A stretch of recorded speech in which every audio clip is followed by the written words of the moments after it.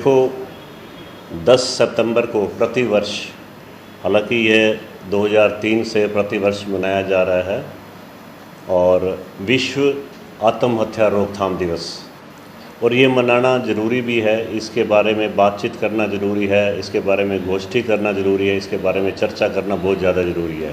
कारण ये है कि हम सिर्फ भारतवर्ष की बात नहीं करेंगे, विश्व के आप आंकड़े देखें तो हर 40 व्यक्तियों में से एक व्यक्ति आत्महत्या कर लेता है। और दूसरा, अगर हम देखें तो प्रतिवर्ष जो है 8 लाख लोग आत्महत्या कर लेते हैं। भारत की बात करें तो भारत में भी 1 लाख लोग जो है आत्महत्या कर लेते हैं। और हम देख ही रहे हैं कि कारण तो हम देख रहे हैं कि आजकल बेरोज़गारी बहुत है, अनएम्प्लॉयमेंट बहुत है, और लोगों के पास पैसे नहीं हैं, लोन ले लेते हैं, और फिर उसके पास जब उनके पास भरने के लिए पैसे नहीं होते तो वो फिर आत्महत्या की तरफ उनका ध्यान जाता है। और गरीबी बहुत है, लोगों के ऊपर कर्ज बहुत है, और जैसे शादी होती है तो आपस में कई बार वाद विवाद हो जाता है, अपने विचार वगैरह नहीं मिलते, और तिरस्कार के कारण फिर कई बार स्त्रियां आत्महत्या कर लेती हैं। ज़्यादातर देखा गया है कि निम्न वर्ग और मध्यम वर्गीय लोगों के अंदर आत्महत्या की प्रवृत्ति जो है ज़्यादा देखी गई है। हम अपने टोहाना की बात करें तो अभी सपड़ा मोहल्ला में ऐसा केस हुआ है जिसमें उसने फांसी लगाकर आत्महत्या कर ली।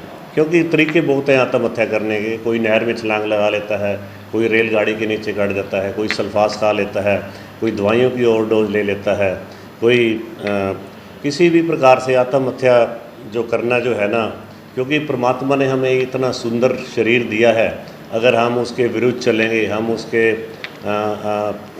प्रतिकूल चलेंगे तो ये अच्छी बात नहीं है। हमें तो इसके बल्कि अच्छे ढंग से अपने जीवन को चलाना चाहिए। अगर हमारे अंदर मन में कोई बुरा विचार भी आता है और अच्छे विचार नहीं आते तो हमें तुरंत उसको यू टर्न देकर सकारात्मक बनाना चाहिए।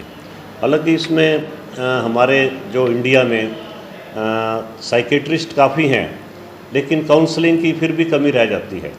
हम देखते हैं कि कई बार लोग जाते हैं, उनको पता भी होता है कि हमें ये प्रॉब्लम है, लेकिन उनकी काउंसलिंग की कमी के कारण वो दवाइयाँ तो उनको मिल जाती हैं जिससे वो अस्थायी रूप से तो ठीक कर देती हैं, लेकिन परमानेंट जो स्थायी रूप से ठीक करना वो बड़ा मुश्किल हो जाता है। उनके विचारों को बदलना, उनके मन को स्वस्थ करना वो काउंसलिंग से ही हो सकता है। एक अच्छा दोस्त कर सकता है, एक अच्छा काउंसलर कर सकता है, या एक अच्छा मनोरोग चिकित्सक कर सकता है। तो आज हमें ज़रूरत है इस प्रकार मन को स्वस्थ बनाने की।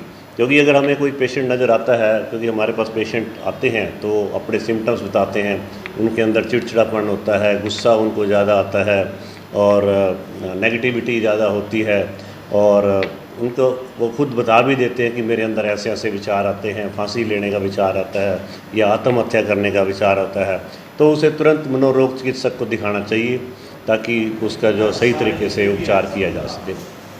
तो कोई ज़रूरी नहीं है कि जो मैंने कारण बताए हैं इसके कारण लोग आत्महत्या कर लेते हैं, क्योंकि हर अवस्था में मैंने देखा है, प्रौढ़ अवस्था में भी, वृद्धावस्था में भी, युवावस्था में भी, इवन तक जो आप पूछ रहे हैं कि ये जो किशोरावस्था है, इसमें भी जैसे लोग पेपर देते हैं, पढ़ते हैं, खूब मेहनत करते हैं, उसके बावजूद भी वो आत्महत्या कर लेते हैं। कई ऊंची बिल्डिंग से छलांग लगा लेते हैं, या कोई भी तरीका अपनाकर वो आत्महत्या कर लेते हैं।